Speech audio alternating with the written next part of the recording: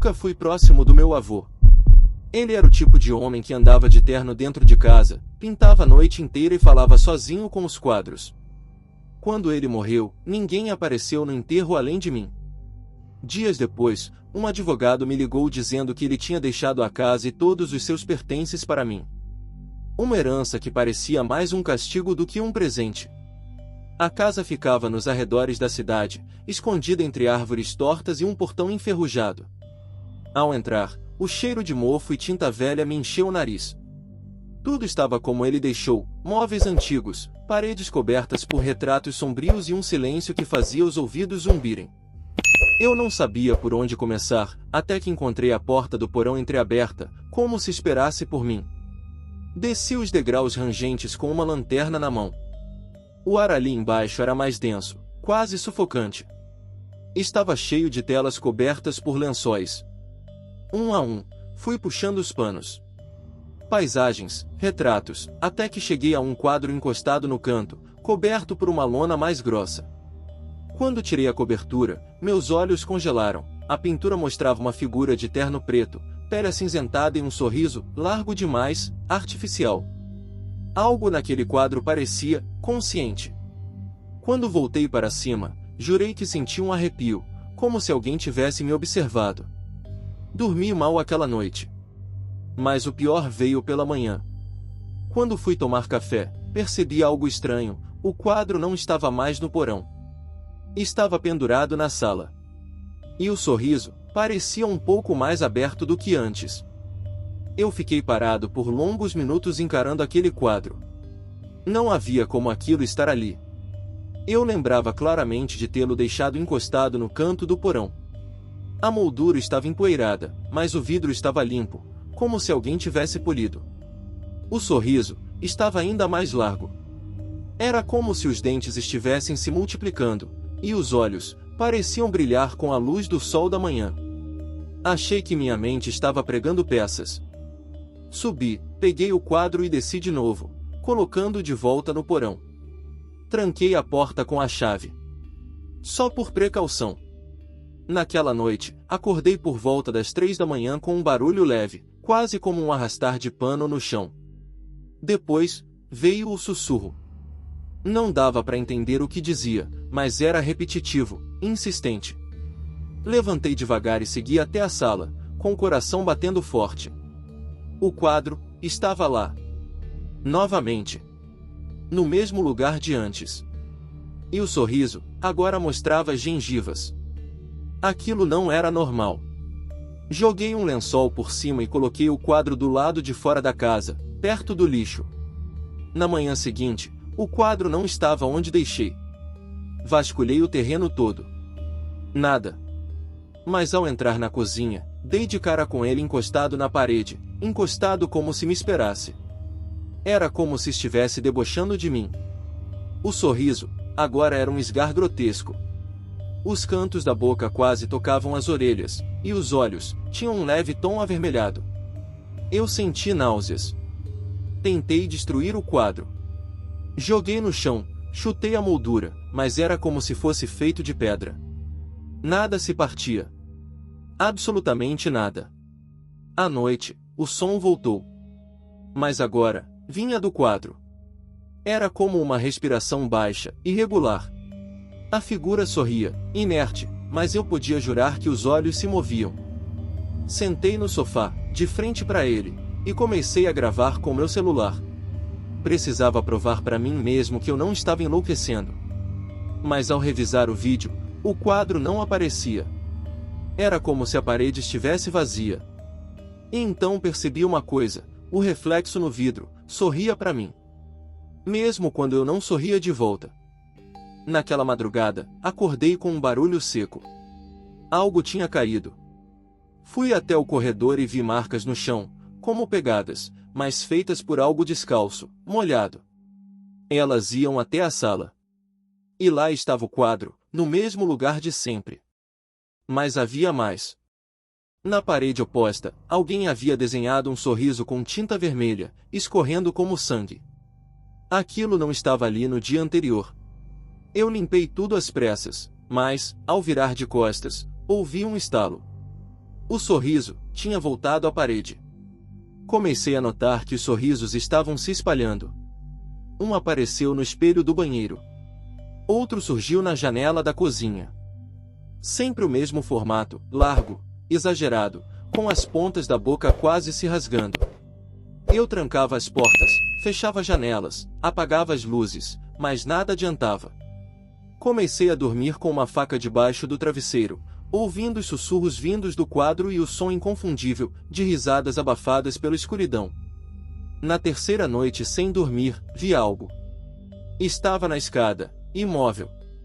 Era uma silhueta magra, com braços longos demais e uma cabeça torta. Não se movia, só olhava. Pisquei, e ela havia desaparecido. Mas quando olhei para o quadro, a figura dentro dele estava diferente. Não sorria mais. Tinha a boca fechada, e a cabeça ligeiramente virada para o lado, do mesmo jeito da sombra na escada. Meu sangue gelou. Aquilo estava vivo. E cada vez mais perto. Na noite seguinte, não aguentei. Sentei diante do quadro e encarei aquilo por horas. Então ouvi, pela primeira vez, a voz. Grave, arranhada, como madeira sendo arrastada. Você já me viu sorrindo, agora verá o que acontece quando eu parar. O som veio de dentro do quadro. A figura piscou. E naquele instante, todas as luzes da casa se apagaram. A última coisa que vi foi o reflexo do meu próprio rosto no vidro, com um sorriso que não era meu. Com as luzes apagadas e o coração batendo como um tambor, me escondi no quarto até o amanhecer. Quando o sol nasceu, comecei a vasculhar a casa em busca de respostas. No escritório antigo do meu avô, atrás de uma pilha de livros mofados, encontrei um caderno de capa de couro. Era o diário dele. As primeiras páginas falavam de arte, tinta, formas de capturar emoções em tela. Mas à medida que avançava, os textos se tornavam obsessivos. Ele falava de um homem que sorria dentro dos sonhos dele. Um homem que pedia para ser pintado. Em uma das últimas entradas, meu avô descreve um ritual. Um pacto. Algo sobre selar um fragmento da escuridão dentro da arte, para que ela nunca caminhasse pelo mundo real. O quadro era a prisão. Mas ele deixou claro, a entidade precisava sorrir. Sempre. Se o sorriso desaparecesse, ela estaria livre. E então veio a última frase do diário, rabiscada com pressa, tremida. O sorriso está diminuindo. Era datado de 2 dias antes da morte dele. Fui até o porão de novo, com o coração pesado. Vasculhei caixas antigas, pastas e quadros inacabados. Encontrei um baú. Dentro, havia várias fotos queimadas parcialmente. Mas em todas elas, a mesma figura de terno, em pé ao fundo, olhando direto para a câmera. Às vezes em um canto do quarto. Às vezes atrás de grupos de pessoas. Era o mesmo homem do quadro. Sempre sorrindo. Sempre observando. Naquela noite, antes de dormir, fui até a sala e encarei o quadro uma última vez. O sorriso já não existia. A boca da figura estava reta, fria, sem emoção. Mas os olhos estavam mais vivos do que nunca. E dessa vez, não vi meu reflexo no vidro. Vi outra pessoa. Ou melhor, outra coisa. Eu sabia o que aquilo significava. O selo havia se quebrado.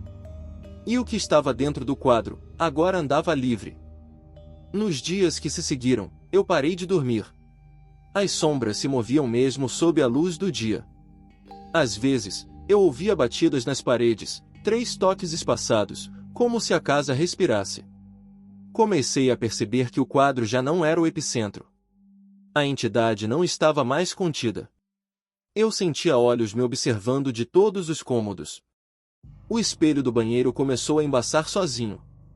Nele, aparecia uma frase escrita com algo grosso, como se fosse gordura. Ainda estou sorrindo. Decidi que precisava encerrar aquilo. Peguei o quadro e levei até o porão. Mas assim que abri a porta, uma lufada de ar gelado subiu pelas escadas. O ambiente estava podre, como carne velha esquecida. Desci com o quadro em mãos. As luzes tremeluziam. Ao colocá-lo no mesmo lugar onde tudo começou, ouvi o som de uma respiração pesada atrás de mim. Não tive coragem de virar. Mas vi, refletido no vidro do quadro, um sorriso. Atrás da porta. No chão, perto da velha bancada de pintura, encontrei algo que me fez gelar o sangue. Um quadro inacabado, coberto por um pano preto. Retirei o tecido. Era uma pintura do meu avô, com o mesmo sorriso da entidade. Mas seus olhos estavam arrancados. No verso da tela, escrito com carvão, havia uma mensagem. Ele me deixou entrar. Agora eu moro aqui. A assinatura? Meu nome. Como se eu mesmo tivesse pintado aquilo. Na última noite, ouvi a risada. Aquela risada abafada e grave, ecoando pelos corredores. Todas as luzes se apagaram ao mesmo tempo. Tranquei a porta do quarto, empurrei móveis, apaguei as velas. Mas quando olhei para a parede, lá estava ele. O quadro, sozinho, pendurado. E sorrindo. O sorriso era meu. A figura, era eu. E então entendi. A entidade precisava de um novo rosto. Um novo reflexo. E como meu avô, eu também fiz parte do ciclo. Agora, quem está preso no quadro, sou eu. E quem olha de volta, é você. Se você chegou até aqui, é porque sobreviveu. Mas cuidado, algumas histórias grudam na alma. E te acompanham no silêncio da madrugada. Se curtiu esse relato, deixa o like para fortalecer o canal. E não esquece de se inscrever no Terror Mórbido, onde as histórias não são apenas contadas. Elas são sentidas na pele.